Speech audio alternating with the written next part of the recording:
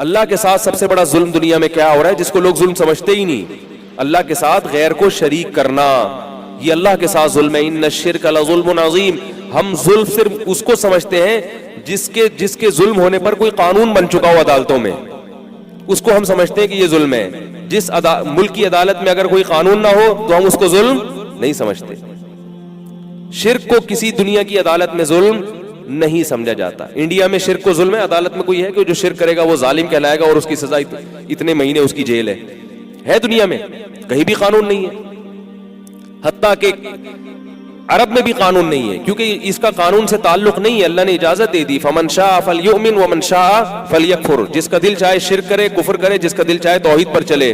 انا اعتدنا جہنم للکافرین نزلا، لیکن فرمائے شرک ظلم ہے، میرے قانون میں اس کی اجازت نہیں ہے۔ دنیا میں اجازت ہے، تم بتوں کے سامنے جھکو یا اللہ کے سامنے جھکو، لیکن آخرت میں اس کی اجازت اللہ کے قانون میں اجازت نہیں ہے۔ تو اللہ نے جو آئین بنایا ہے، اللہ نے جو قانون بنایا ہے، اس کی ایک دفعہ یہ بھی ہے کہ شرک اس کائنات میں سب سے بڑا ظلم ہے، سب سے بڑا ظلم، کہ جس نے پیدا کیا تھا، تنے تنہا بنایا، کھلایا پلایا، تو آپ یہ نسبت کسی اور کی طرف کیوں کر رہے ہو؟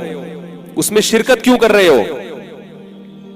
باپ اپنے باپ ہونے میں شرکت برداشت کرتا ہے کہ کوئی میری اولاد میں کوئی میرے جیسا سلوک کسی دوسرے کے ساتھ بھی کرے؟ اس کی مثال ایسے ہے، دیکھو باپ نے اپنے بیٹے سے کہا یہ کام کرو، بیٹا نہیں کر رہا، دوسرے نے آ کے کہا کرو، کرنا شروع کر دے، باپ کو غصہ آئے گا کہ میرے کہنے سے تو کر نہیں رہا تھا، اس کے کہنے سے کیوں کیا؟ غضب آئے گا کہ نہیں آئے گا؟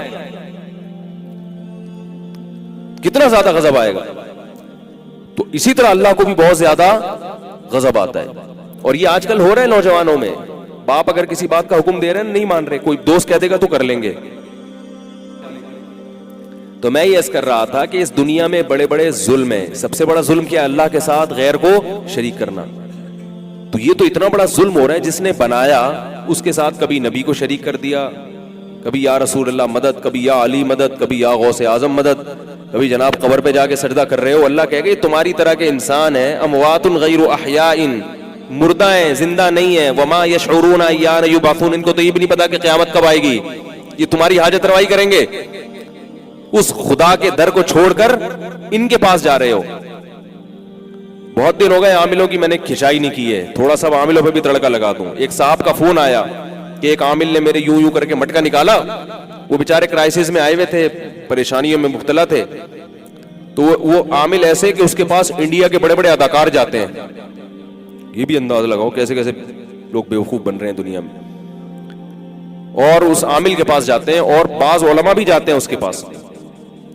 تو وہ عامل جو ہے نا اتنا وہ جناب اس نے یوں شعبتیں ہوتے ہیں، نظر کے دھوکے ہوتے ہیں، مٹکا نکالا تو اس پہ لکھا ہوا ہے یہ جادو نکلا، پتلا نکلا، سوئیاں نکلی۔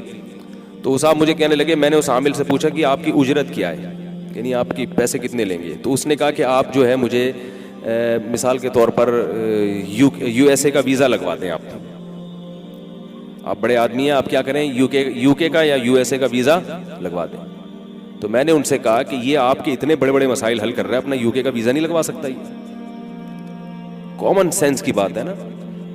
تو جو مشرکوں میں مشرک کی جیسے عقل نہیں ہوتی نا، ایسے ہی عاملوں کے پاس جانے والوں کی بھی عقل نہیں ہوتی۔ عقل سے خدا کی قسم پیدل ہوتے ہیں، یہ نیک تو ہو سکتے ہیں مگر عقل مند نہیں ہو سکتے، عقل مند نہیں ہوتے، یہ پیدل ہوتے ہیں بالکل عقل سے۔ تمہاری ساری مشکلات کا حل اللہ کے گھر پہ۔ اور یہ جو کہ جادو ہو گیا نبی پر بھی ہو گیا تو ہم پر بھی ہو سکتا ہے۔ نبی پر جادو کیوں ہوا وہ میں بتاتا ہوں، کہ وہ اس لیے اللہ نے ہونے دے دیا نبی صلی اللہ علیہ وسلم پہ جادو، تاکہ لوگ آپ کو جادوگر نہ سمجھیں۔ باقی ابو بکر پہ کیوں نہیں ہو گیا، حضرت عمر پہ کیوں نہیں ہو گیا جادو؟ اسے اندھی لگ رہی ہے جو بیٹھے، جس پہ آپ کے کاروبار روک دے، آپ کی شادی روک دے، آپ کے بچے روک دے، یہ ایسا نہیں ہوتا، ایسا نظام نہیں اللہ نے بنایا کہ نظام عالمی برباد ہو جائے۔